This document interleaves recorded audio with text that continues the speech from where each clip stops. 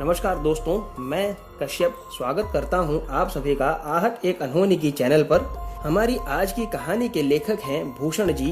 भूषण जी की कहानी में आगे बढ़ने से पहले अगर आपने मेरी चैनल को सब्सक्राइब नहीं किया है तो अब कर लीजिए और साथ में बेल आइकन को भी दबा दीजिए ताकि आपको मेरी वीडियोस का नोटिफिकेशंस मिलता रहे। और अगर आपके पास भी ऐसी कोई कहानी है तो आप मेरे साथ मेरे ईमेल पर शेयर कर सकते हैं। मैंने अपना ईमेल एड्रेस डिस्क्रिप्शन बॉक्स में दिया है। तो आइए चलते हैं हमारी कहानी की ओर भूषण जी के लेखन से। दोस्तों, ये कहानी सच है या एक दंत कथा या फिर काल्पनिक कहानी, ये मुझे नहीं पता, लेकिन इस बात की चर्चा हमारे गांव में आज भी होती है कि बदरू की दुल्हन के रूप में डोली से एक चुड़ैल उसके घर में उतरी थी। डोली को हमारे गांव में मियाना भी कहते हैं। तो कहानी कुछ यूं है कि करीब 70 साल पहले बदरू की शादी हुई थी, जो हमारे गांव का एक नाई था। बदरू की शादी में गांव के सभी लोग शामिल हुए थे और काफी धाम धूम से उसकी शादी हुई थी। दोस्तों, उस जमाने में मैंने सुना है कि शादी 3 से 4 दिन तक चलती थी। शादी की रस्में लंबी हुआ करती थी और बाराती भी 3-4 दिन तक बारात में रुकते थे। शादी हो जाने के बाद में दुल्हन को मियाने में लाया जा रहा था।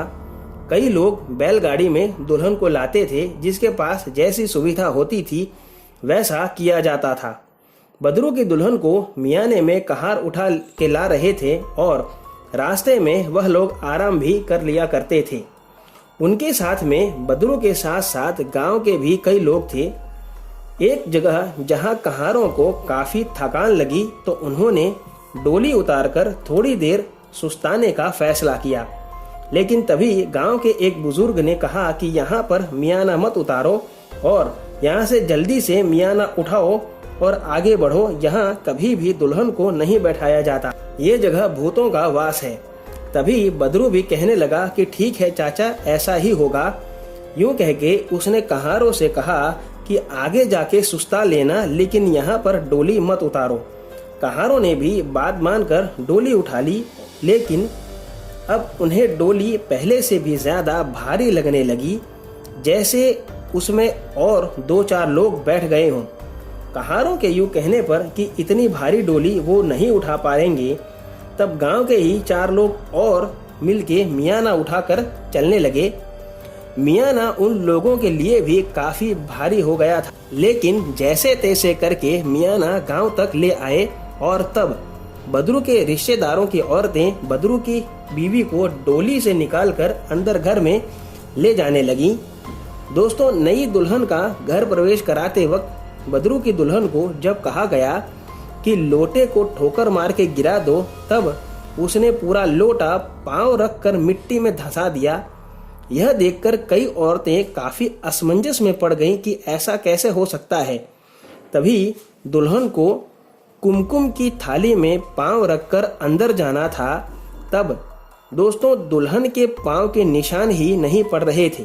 यह देखकर एक बूढ़ी बुजुर्ग औरत ने तुरंत कहा कि यह कोई इंसान है ही नहीं, इससे दूर रहो सब। तभी बदरू की दुल्हन उस बूढ़ी महिला पर जोर से चिल्लाकर हंसते हुए ऐसे कूदी जैसे मानो कोई शेर ने अपना शिकार पकड़ा हो, और वह उस बुजुर्ग औरत को घसीटते हुए दौड़ी और बाल पकड़कर हवा में उछालते हुए घर के बाहर फेंक दिया।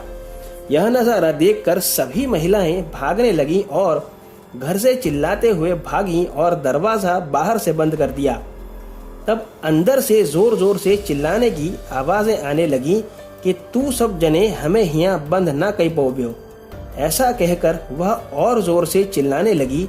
तभी वहां मौजूद पंडित जी सारा माजरा समझ गए और उन्होंने दुर्गा यज्ञ से अभिमंत्रित जल बदरू के घर पर छिड़का और वही जल दरवाजा खोल के बदरू की बीवी पर भी छिड़क दिया। तब तुरंत वह एकदम से जमीन पर गिर गई और होश आने पर उसे कुछ याद नहीं था कि उसके साथ क्या हुआ था या उसने क्या किया था। दोस्तों, ये थी भूषण जी की कहानी। तो अगर आपको ये कहानी पसंद आई हो तो वीडियो को लाइक और चैनल को सब्सक्राइब करना ना भूलें। तो मिलते हैं अगली कहानी में, तब तक stay home, stay safe. Thank you.